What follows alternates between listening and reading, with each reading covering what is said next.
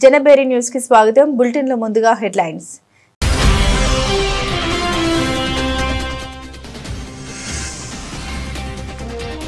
అమెరికాలో విమాన సర్వీసులపై shut down effect, వేలాది విమానాల ఆలస్యం.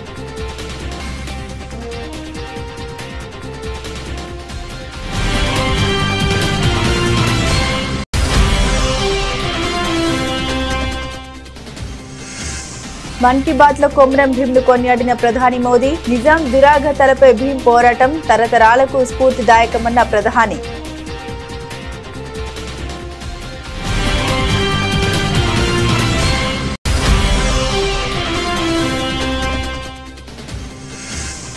ఢిల్లీలో అట్టహాసంగా జరిగిన దీపావళి మిలన్ సమ్మాన్ కార్యక్రమం, ముఖ్య అతిథిగా హాజరైన ముఖ్యమంత్రి రేఖా గుప్తా.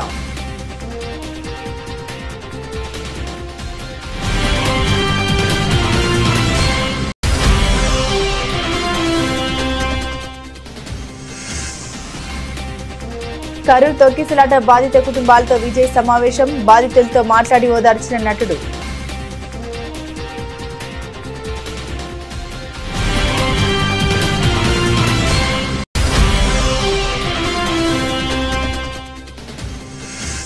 గత బీఆర్ఎస్ ప్రభుత్వంపై కాంగ్రెస్ ఎంపీ సంచలన ఆరోపణలు. కేసీఆర్ కుటుంబం లక్షల కోట్లు దోచుకుంది, అక్షర సత్యమంటూ విమర్శలు గుప్పించిన చామల కిరణ్.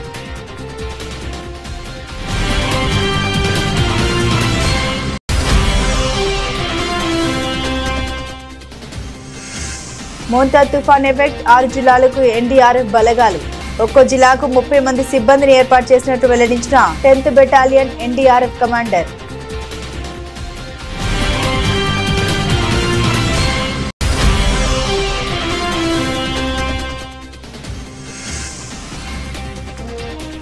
ఆటో డ్రైవర్ల సమస్యలపై బీఆర్ఎస్ పోరుబాట, కోకాపేట నుండి తెలంగాణ భవన్ కు ఆటోలో ప్రయాణించిన హరీష్ రావు.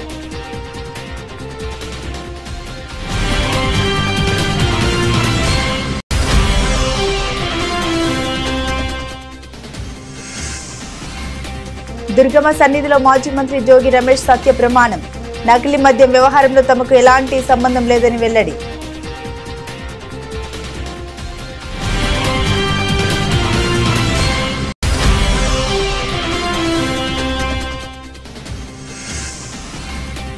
మా హయాంలో పెట్రోల్ రేట్లు పెంచిందన్న రేవంత్, ఇప్పుడు ఎందుకు తగ్గించలేదు సీఎంను ప్రశ్నించిన మాజీ మంత్రి కేటీఆర్.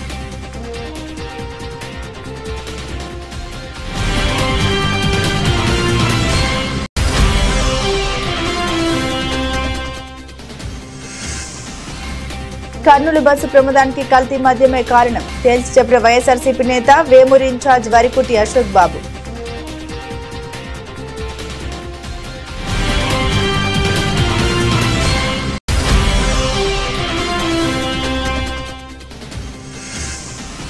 మాక్ జాతర pre release event time fix, guest గా రానున్న కోలీవుడ్ స్టార్ హీరో.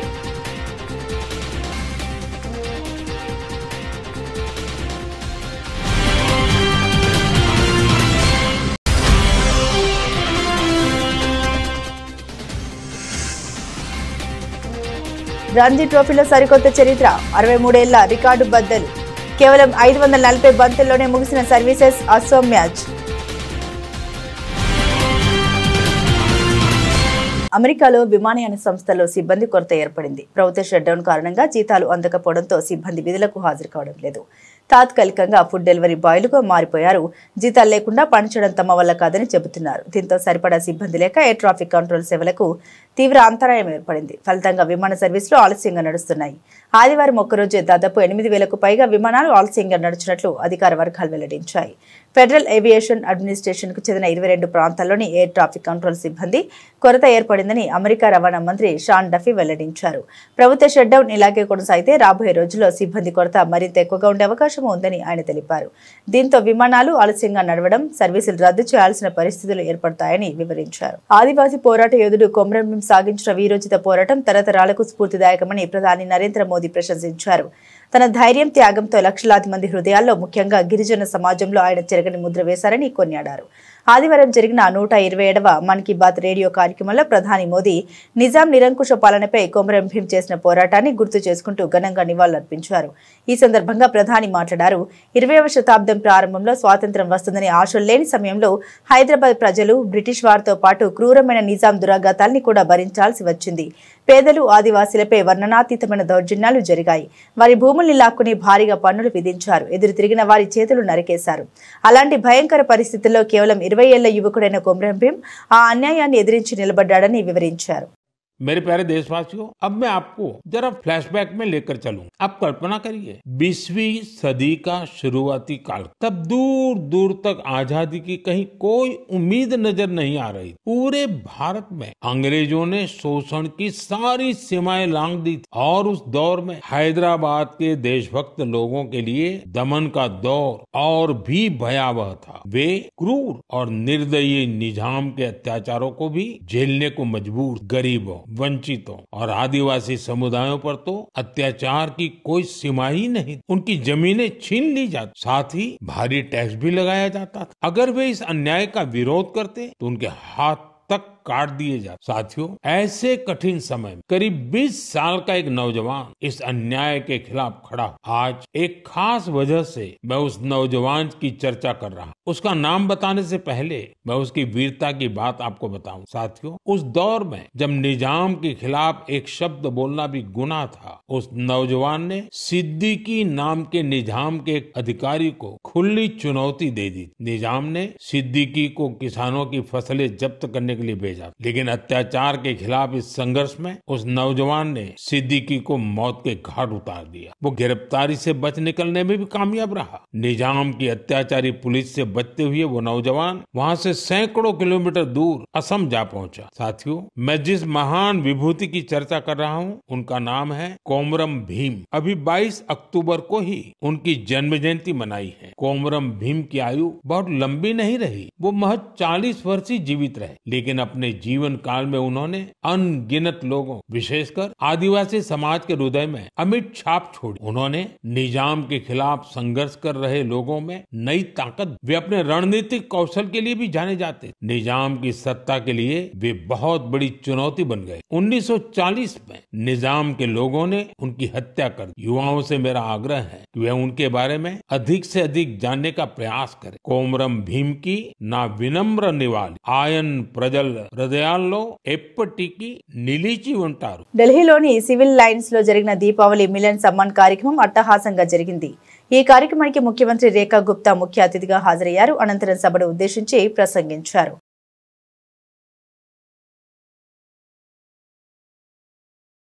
सबसे पहले तो ये सिविल लाइन वाले सब बहुत स्मार्ट हैं।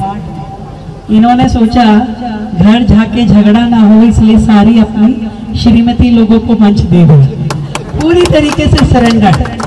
तो इससे ज्यादा समझदारी तो हो नहीं सकती कि घर की लक्ष्मी पे ही सारा दारोमदार डाल दिया कि बस यही है सब कुछ। तो बधाई देती हूँ मैं सिविल लाइन के अपने भाइयों को जो इतना श्रद्धा भाव रखते हैं और महिला शक्ति के सामने नतमस्तक है और बहुत एक्टिव है हमारी सिविल लाइन की सभी बहनें। विशेष रूप से नाम लेना चाहूँगी पूजा जी, अंजू जी, अंजना जी, शिवानी तनेजा जी, मधु काया जी, बीना कपूर जी, पारुल जी, प्राची जी, आशा जी और मेरे सामने बैठी मेरी सभी सखियाँ। अब सिविल लाइन वालों को भी कुछ जरूरत है, ये तो मैंने सोचा ना था। हमें तो लगता था भाई नॉर्थ में तो कोई पॉश एरिया है तो सिविल लाइन, तो सिविल लाइन की अपनी एक आबो हवा है, अपना एक माहौल है, अपना एक कल्चर है, एक इंटीमेसी है, एक परिवार है। मुझे खुशी है कि इस परिवार के सदस्य के नाते मैं आप सबके बीच में हूँ। और जैसा कि अभी तनेजा जी देखते हैं माइक पे। తమిళనాడులోని కరూర్లో తమిళిగ వెట్రి కజగం పార్టీ అధ్యక్షుడు నటుడు విజయ్ నిర్వహించిన ర్యాలీలో తొక్కిసలాట జరిగి 41 మంది ప్రాణాలు కోల్పోయిన సంగతి తెలిసిందే. ఈ దుర్ఘటన తర్వాత బాధిత కుటుంబాన్ని వీడియో కాల్లో పరామర్శించిన విజయ్ త్వరలోనే వారిని కలుసుకుంటామని అప్పట్లో హామీ ఇచ్చారు. తాజాగా సోమవారం బాధిత కుటుంబాన్ని చెన్నైకి పిలిపించుకుని వారితో సమావేశమయ్యారు. ప్రత్యేక బస్సులు ఏర్పాటు చేసి బాధిత కుటుంబ సభ్యుల్ని చెన్నైలోని మహాబలిపురంలో ఉన్న ఓ రిసార్ట్ కు తరలించారు. ఈ సమావేశం కోసం టీవీకే పార్టీ రిసార్ట్ లోని 50 గదుల్ని బుక్ చేసినట్లు సమాచారం. సెప్టెంబర్ 27న విజయ్ కరూర్లో నిర్వహించిన ప్రజల సభ తీవ్ర విషాదాన్ని నింపిన సంగతి తెలిసిందే. ఇక్కడ జరిగిన తొక్కిసలాటలో 41 మంది మృతి చెందగా 60 మందికి పైగా గాయపడ్డారు. తొక్కిసలాట జరిగిన వెంటనే విజయ్ ఆవేదన వ్యక్తం చేశారు. మృతి చెందిన ప్రతి కుటుంబానికి టీవీకే తరపున 20 లక్షల పరిహారాన్ని కూడా ప్రకటించారు. కరూర్ వెళ్లి బాధిత కుటుంబాన్ని స్వయంగా ఓదార్చేందుకు విజయ్ ప్రయత్నించారు. హైదరాబాద్ ప్రజలకు 1,00,000 ఇండ్లు ఎక్కడ ఇచ్చారో చెప్పాలని బీఆర్ఎస్ నాయకుల్ని భువనగిరి పార్లమెంట్ సభ్యులు చామల కిరణ్ కుమార్ రెడ్డి ప్రశ్నించారు. ఈ విషయమై ఆయన మాట్లాడారు. ప్రజలకు 1,00,000 ఇండ్లు ఎక్కడ ఇచ్చారో కానీ మీ కుటుంబం లక్షల కోట్లు దోచుకుంది అక్షర సత్యం అంటూ విమర్శలు గుప్పించారు. హరీష్ రావు గారు ఇవాళ మీరు ఎక్కడో మాట్లాడుకుంటా గువ్వ గుయ్యమంటది చెంప చెల్లుమంటదని మాట్లాడుతారు. ఎవరి గువ్వ గుయ్యమంటదో ఎవరి చెంప చెల్లుమంటదో 11వ తారీఖు నాడు తెలుస్తుంది. మా మామ 1,00,000 ఇల్లులు కట్టించిండు హైదరాబాద్లో. రేవంత్ రెడ్డి వచ్చి 1,00,000 ఇల్లులు కూల్చిండు హైదరాబాద్ అంటుండు. నిన్న మననే వర్షాకాలం అయిపోయింది. ప్రజలు ఎంత ఇబ్బందులు పడుతున్నారో చూస్తున్నాం. వాళ్ళ మామ హైదరాబాద్ న్యూయార్క్ చేస్తా అని చెప్పి ఏం చేసిండా అంటే 1,00,000 ఇల్లులు ఎక్కడ కట్టిండో మాకు తెలియదు, ఎవరికి ఇచ్చిండో మాకు తెలియదు. మరి ఆ 1,00,000 మంది వచ్చి రోడ్డు మీద వచ్చి చెప్పియమని చెప్పి. కానీ ఒకటైతే చేసి వీళ్ళు ప్రభుత్వ అధికారులను అందరినీ చేతి కింద పెట్టుకొని ఇష్టానుసారంగా నాలాల మీద చెరువుల మీద పర్మిషన్లు ఇచ్చి ఇవాళ హైదరాబాద్ నగరాన్ని తెలంగాణ వచ్చిన తర్వాత హైదరాబాద్ని ప్రపంచ ఖ్యాతి నగరంగా చేస్తా అని చెప్పిన వాళ్ళు మొత్తం మునిగిపోయే నగరం చేశారు. ఇవాళ రేవంత్ రెడ్డి గారి సర్కార్ వచ్చిన తర్వాత ఈ హైదరాబాద్ నగరం ప్రతి వానాకాలం చిన్న చిన్న వానలు పడితే కూడా ఎక్కడ పోలేని పరిస్థితి వస్తే హైదరాబాద్లో ఇల్లీగల్గా చెరువుల మీద కట్టిన వాళ్ళను నాలా మీద కట్టిన వాళ్లకు వార్నింగులు ఇచ్చి కొన్ని మరీ దారుణంగా రివర్ బెడ్ల కట్టినవి ఉంటే కూలగొట్టే ప్రయత్నం చేశారు. ఈ రోజు హైదరాబాద్లో ఎవరన్నా వాటర్ ఫ్రంట్ రివర్ ఫ్రంట్ నాలా మీద కడితే కుననిగా కూడా ఎవరు సిద్ధంగా లేడు. దీనికి కారణము రేవంత్ రెడ్డి గారు హైడ్రా. ఇవాళ ఎన్నికలు వచ్చినాయి కదా అని చెప్పి ఏ వేదికల మీద పడితే ఆ వేదికల మీద హరీష్ రావు గారు పనికిరాని మాటలు మాట్లాడుతుండు. కేవలం గెలవాలన్న ఉద్దేశంతో తప్ప ఏది వాస్తవం లేదు ఆయన మాట్లాడేదాంట్లో. ఒకప్పుడు ఆయన ట్రబుల్ షూటర్ అనుకుర్రు. ప్రతి ఎన్నికలలో ఆయన వచ్చిందంటే మనం హుజురాబాద్ ఎన్నికలలో చూసినాం. కవర్లలో పైసలు పెట్టి ఓటర్లు ఇట్ల ప్రకారం ఇంటింటికి నిద్ర లేవక ముందే దర్వాజా కింద నుంచి తూసిపోయినట్టు జూబ్లీహిల్స్ కూడా చేద్దాం అనుకున్నాం. మోంతా తుఫాన్ ప్రభావం ఆంధ్రప్రదేశ్పై అత్యధికంగా ఉంటుందని వాతావరణ సంస్థలు హెచ్చరిస్తున్నాయి. దీని ప్రభావంతో రాష్ట్ర వ్యాప్తంగా భారీ వర్షాలు బలమైన గాలులు వీచే అవకాశం ఉండడంతో అధికార యంత్రాంగం అప్రమత్తమైంది. ముందు జాగ్రత్త చర్యగా విద్యార్థుల భద్రతను దృష్టిలో ఉంచుకొని ప్రభుత్వం పలు జిల్లాల్లోని పాఠశాలలకు సెలవులు ప్రకటించింది. మరోవైపు మోంతా తుఫాన్ హెచ్చరికల నేపథ్యంలో రాష్ట్రంలోని 6 జిల్లాలకు ఎన్డీఆర్ఎఫ్ బలగాలు చేరుకున్నాయని 10th battalion NDRF commander VVN Prasanna Kumar తెలిపారు. ఒక్కో జిల్లాకు 30 మంది సిబ్బందితో కూడిన ఎన్డీఆర్ఎఫ్ బృందం కేటాయించినట్లు వెల్లడించారు. పొట్టి శ్రీరాములు, నెల్లూరు, శ్రీకాకుళం, డాక్టర్ బిఆర్ అంబేద్కర్, కోనసీమ, కాకినాడ, పశ్చిమ గోదావరి, కృష్ణా జిల్లాలకు ఎన్డీఆర్ఎఫ్ బృందాలు చేరాయని పేర్కొన్నారు. మన వాతావరణ శాఖ ఇచ్చిన హెచ్చరికల నేపథ్యంలో మోంతా ప్రస్తుతం అది తీవ్ర వాయుగుండంగా మారింది. అది రేపటికి తుఫానుగా, ఎల్లుండికి అది తీవ్ర తుఫానుగా మచిలీపట్నం మరియు కళింగపట్నం మధ్యలో కాకినాడ వద్ద తీరం దాటుతుందనేసి వాళ్ళు సమాచారం ఇచ్చారు. ఆ సమాచారం మేరకు రాష్ట్ర ప్రభుత్వం అనేక చర్యలు తీసుకుంటుంది. సో ఆ చర్యల్లో భాగంగా ఈ తుఫాన్ టైంలో ఎవరైతే ప్రజలు ముంపు ప్రాంతాల్లో ఉన్న ప్రజలు ఎవరికైతే సహాయ సహకారాలు కావాలో వాళ్ళందరి కోసం 6 ఎన్డీఆర్ఎఫ్ టీంలు డిప్లాయ్ చేయడం జరిగింది. అవి నెల్లూరు, కృష్ణా, వెస్ట్ గోదావరి, కోనసీమ, కాకినాడ మరియు శ్రీకాకుళం జిల్లాల్లో మా టీమ్స్ ఆల్రెడీ డిప్లాయ్ అయ్యి ఉన్నాయి. ఇదే కాకుండా ఈరోజు సాయంత్రం ఒక టీము కేంద్ర పాలిత ప్రాంతం యానాంకు కూడా వెళ్లటం జరుగుతుంది. ఇంతే కాకుండా కొన్ని టీంలు విజయవాడలో, కొన్ని టీంలు వైజాగ్లో కూడా మేము రిజర్వ్లో ఉంచాము. ఇన్ కేసు ఏదన్నా అవసరమైనప్పుడు అవి ఇమ్మీడియట్ గా మూవ్ అవుతాయి ఎక్కడైతే అవసరం అవుతాయి. ఎన్డీఆర్ఎఫ్ టీంలో ఒక్కొక్క టీంలో 30 మంది వెల్ ట్రైన్డ్ రెస్క్యూయర్స్ ఉంటారు. వీళ్లతో పాటు boats, life jackets, life boys, ఇంతే కాకుండా అనేక రెస్క్యూ ఎక్విప్మెంట్స్ ఇవన్నీ ఉంటాయి. ఈ ఎక్విప్మెంట్స్ తో కాకుండా కమ్యూనికేషన్స్ తో హైయెస్ట్ లెవెల్ ఆఫ్ కమ్యూనికేషన్ కోసం మా దగ్గర video quick deployable antennas, vehicle mounted antennas, satellite phones plus HF wireless sets ఇవన్నీ కూడా ఉంటాయి. ఈ టీమ్స్ డిస్ట్రిక్ట్ అడ్మినిస్ట్రేషన్ తో కలిసి, అంతేవిధంగా మిగతా గవర్నమెంట్ డిపార్ట్మెంట్తో కలిసి ఈ తీవ్ర తుఫాన్ నుంచి ప్రజల్ని కాపాడడంలో అనేక విధాలుగా సహాయ సహకారాలు అందిస్తుంది. తర్వాత ఈ టీమ్స్ ప్రజలకి ముంపు ప్రాంతాల్లో ఎవరైతే ఉన్నారో వాళ్ళని సురక్షిత ప్రాంతాలకు తరలించడంలోనూ, అదేవిధంగా ఆటో డ్రైవర్ల సమస్యలపై బీఆర్ఎస్ పోరుబాట పట్టింది. ఇందులో భాగంగా కుకట్పల్లి ఎమ్మెల్యే మాధవరం కృష్ణారావుతో కలిసి సిద్దిపేట ఎమ్మెల్యే హరీష్ రావు కోకాపేటలోని తన నివాసం నుండి ఎర్రగడ్డ గోకుల్ థియేటర్ వరకు, అక్కడి నుండి తెలంగాణ భవన్ వరకు ఆటోలో ప్రయాణించారు. ఈ సందర్భంగా మాట్లాడారు.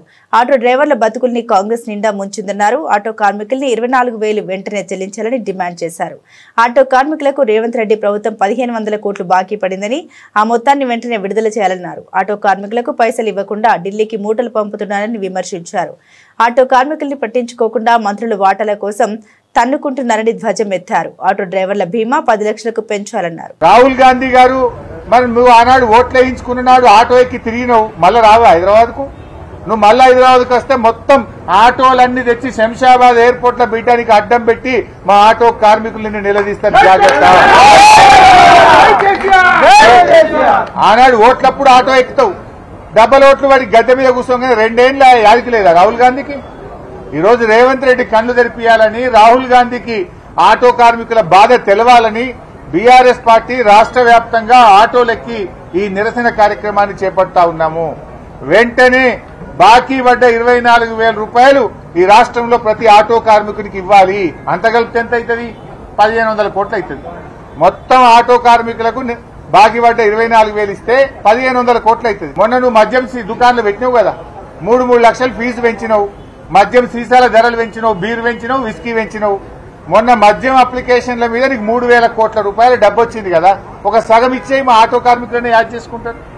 3,000 కోట్లు ఈ నెల వచ్చినాయి కదా, నీకు ఆదాయం అదనంగా వచ్చింది. మద్యం షాపుల మీద, దరఖాస్తుల మీద 3,000 కోట్ల రూపాయలు సంపాదించినావు.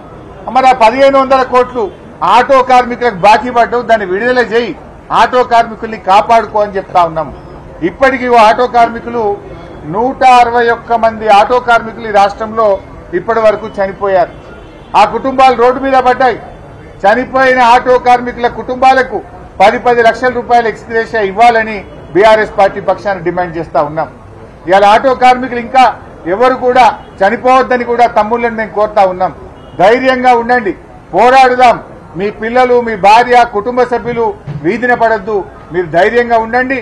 మళ్లీ వచ్చేది బీఆర్ఎస్ ప్రభుత్వం, తప్పకుండా మిమ్మల్ని కాపాడుకుంటాం. నకిలీ మద్యం కేసులో తనపై వస్తున్న ఆరోపణ ఖండిస్తూ వైసీపీ నేత మాజీ మంత్రి జోగి రమేష్ విజయవాడలోని కనకదుర్గమ్మ ఆలయంలో సత్య ప్రమాణం చేసి తన నిర్దోషితత్వాన్ని నిరూపించుకునే ప్రయత్నం చేశారు. కుటుంబ సభ్యులతో కలిసి ఇంద్రకీలాద్రికి చేరుకున్న ఆయన ఘాట్ రోడ్డు ప్రవేశ ద్వారం వద్ద చేతిలో దీపం వెలిగించి ఈ కేసుతో తనకు ఎలాంటి సంబంధం లేదని స్పష్టం చేశారు.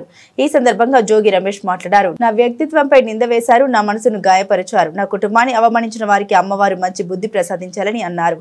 నాపై తప్పుడు ఆరోపణ చేసిన వారు సత్య ప్రమాణానికి సిద్ధమా? కనీసం లైట్ డిటెక్టర్ టెస్ట్ కైనా వచ్చి దమ్ముందా? కనకదుర్గమ్మ సాక్షిగా నేను తప్పు చేసినట్లు నిరూపించాలని సవాల్ విసిరారు. తిరుమల రాలేను, అమ్మ కనకదుర్గమ్మ దగ్గర రాలేను అంటే నేనే మీ ఇంటికి వస్తా, నేనే నా కుటుంబాన్ని తీసుకుని మీ దగ్గరికి వస్తా.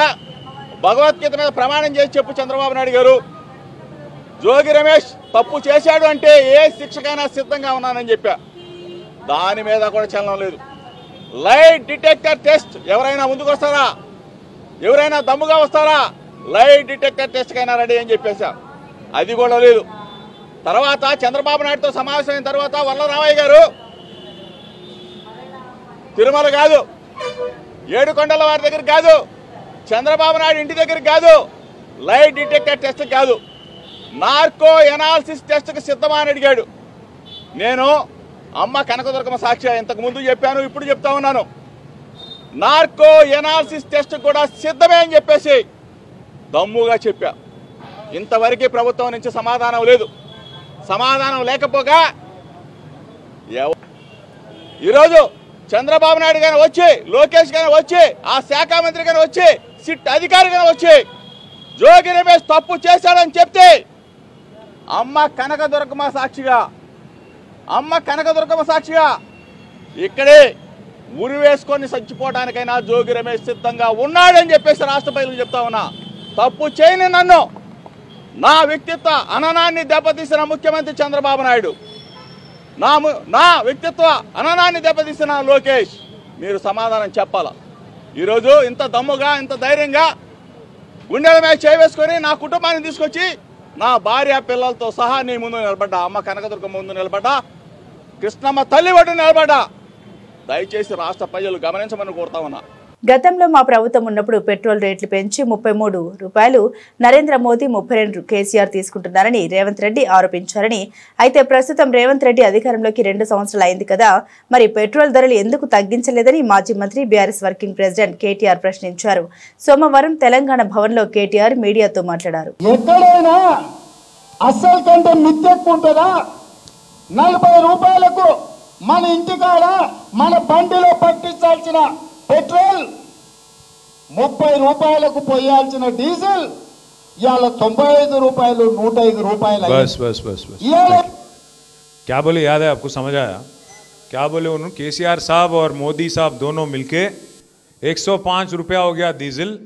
एक्चुअली डीजल का असली कीमत है 40 रुपया, ऊपर का जो 65 रुपया है उसमें से 32 रुपया मोदी ले रहे, 32 रुपया चंद्रशेखर राव साहब मतलब केसीआर साहब ले रहे हैं। ये सब ये लोग चोर है, आपके पैसे ले रहे बोल के बोले। मैं पूछ रहा हूँ आपसे, 2 साल हो गए ना इनको आके, फिर ये 2 साल में कई को, फिर इन्हों कई को ले रहे, 32 को बढ़ा के 40 कई को ले रहे इन्हों। फिर अगर केसीआर साहब तब आपको, अगर आपके जेब काट रहे थे, इन्हों क्या कर रहे फिर अभी? तो अरे भाई मैं उसको चोर नहीं बोला, आप बोले केस लगेगा तो आप पे लगेगा। नहीं मजाक कर रहा हूँ। एक और बात बोले, డీజిల్ కైకు नहीं घटाరా फिर आप? డీజిల్ ధరలు మీరే చెప్పారు కదా, 32 రూపాయలు కేసీఆర్ గారు తీసుకుంటున్నారు, 32 రూపాయలు మోడీ గారు తీసుకుంటున్నారు, అసలు కీమతు 40 రూపాయలని మీరే చెప్పినారు. మరి వీళ్ళు ఎందుకు తీసుకుంటున్నాడు?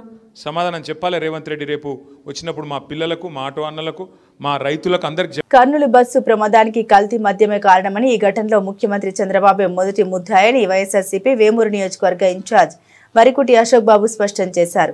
తాడపల్లి వైఎస్ఆర్ కాంగ్రెస్ పార్టీ కేంద్ర కార్యాలయంలో మీడియాతో మాట్లాడారు. బస్సు దహనం ప్రమాదవశాత్తు జరిగిన ఘటన కాదని, ఇది ముమ్మాటికి ప్రభుత్వ హత్యలేనని ఆయన తేల్చి చెప్పారు. పెద్ద ఎత్తున మద్యం షాపుల్ని ప్రైవేటు వ్యక్తులకు కేటాయించిన ప్రభుత్వం ప్రతి వీధిలోనూ తమ పార్టీ నాయకులతో బెల్ట్ షాపుల ద్వారా విచ్చలవిడిగా మద్యం అమ్మకాలు సాగిస్తుందని మండిపడ్డారు. ఖచ్చితంగా కల్తీ మద్యం తయారీపై సిబిఐ విచారణ చేపట్టాలని డిమాండ్ చేశారు. కర్నూలులో జరిగినటువంటి బస్సు ప్రమాదానికి సంబంధించినటువంటి కారణం కల్తీ మద్యం.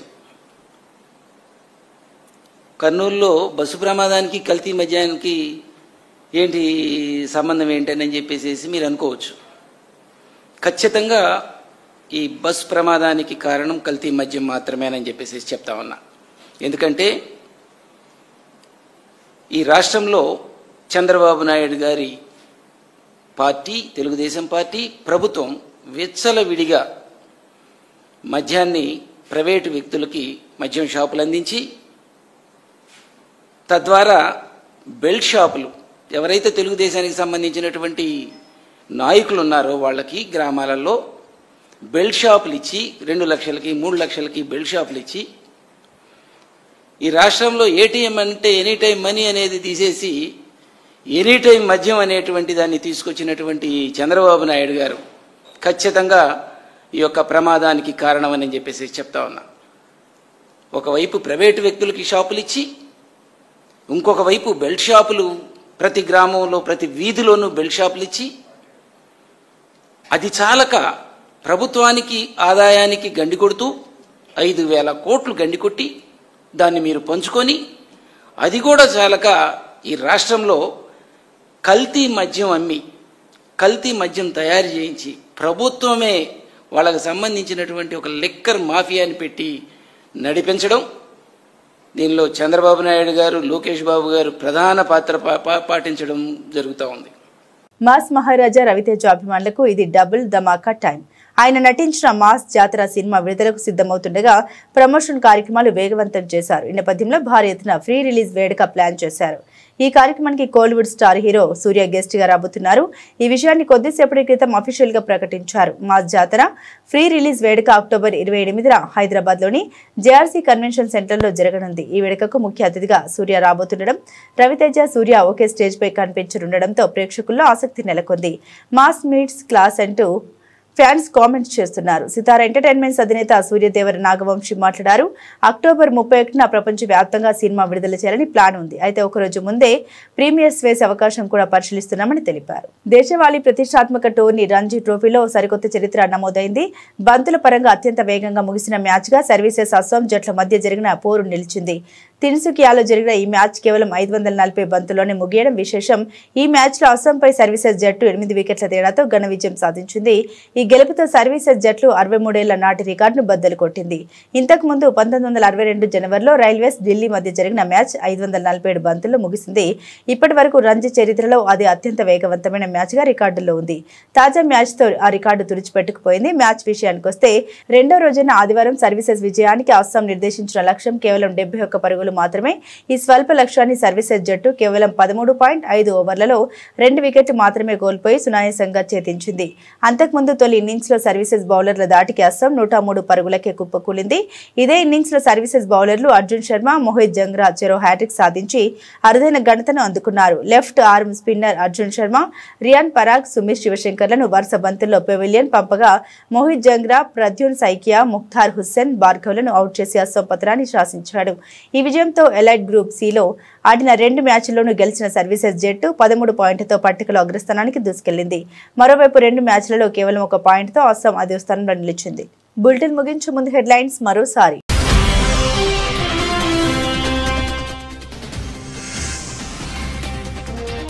అమెరికాలో విమాన సర్వీసులపై షట్ డౌన్ ఎఫెక్ట్, వేలాది విమానాల ఆలస్యం.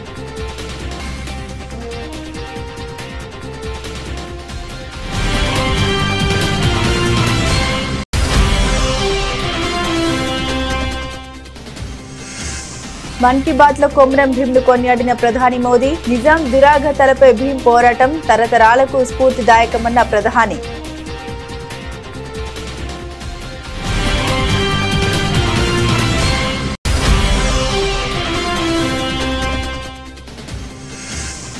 ఢిల్లీలో అట్టహాసంగా జరిగిన దీపావళి మిలన్ సమ్మాన్ కార్యక్రమం, ముఖ్య అతిథిగా హాజరైన ముఖ్యమంత్రి రేఖా గుప్తా.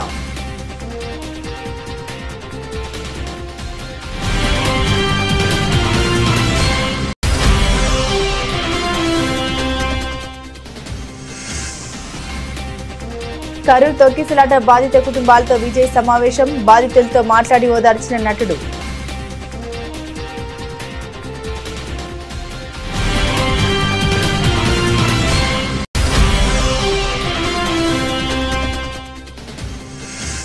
గత బీఆర్ఎస్ ప్రభుత్వంపై కాంగ్రెస్ ఎంపీ సంచలన ఆరోపణలు.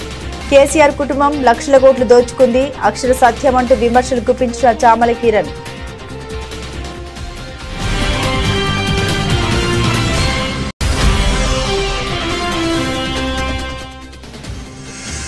మోంతా తుఫాన్ ఎఫెక్ట్, 6 జిల్లాలకు ఎన్డీఆర్ఎఫ్ బలగాలు.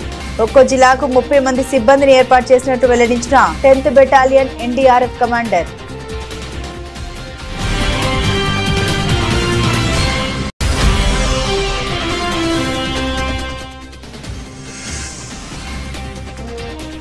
ఆటో డ్రైవర్ల సమస్యలపై బీఆర్ఎస్ పోరుబాట. కోకాపేట నుండి తెలంగాణ భవన్ కు ఆటోలో ప్రయాణించిన హరీష్ రావు.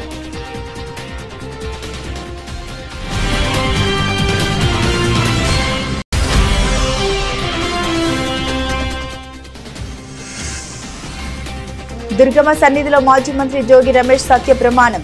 నకిలీ మద్యం వ్యవహారంలో తమకు ఎలాంటి సంబంధం లేదని వెల్లడి.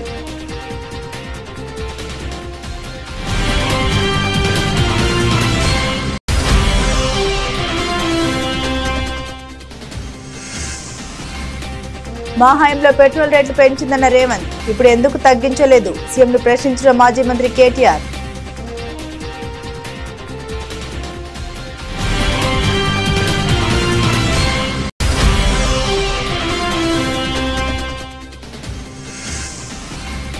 కర్నూలు బస్సు ప్రమాదానికి కల్తీ మద్యమే కారణం తేల్చి చెప్పిన వైఎస్ఆర్సీపీ నేత వేమూరి ఇన్ఛార్జ్ వరికుటి అశోక్ బాబు.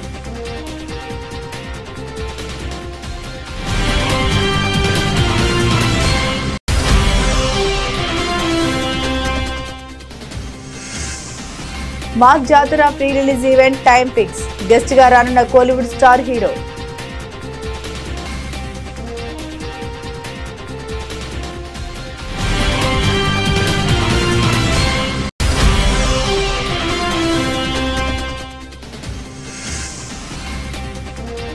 రంజీ ట్రోఫీలో సరికొత్త చరిత్ర, 63 ఏళ్ల రికార్డు బద్దలు.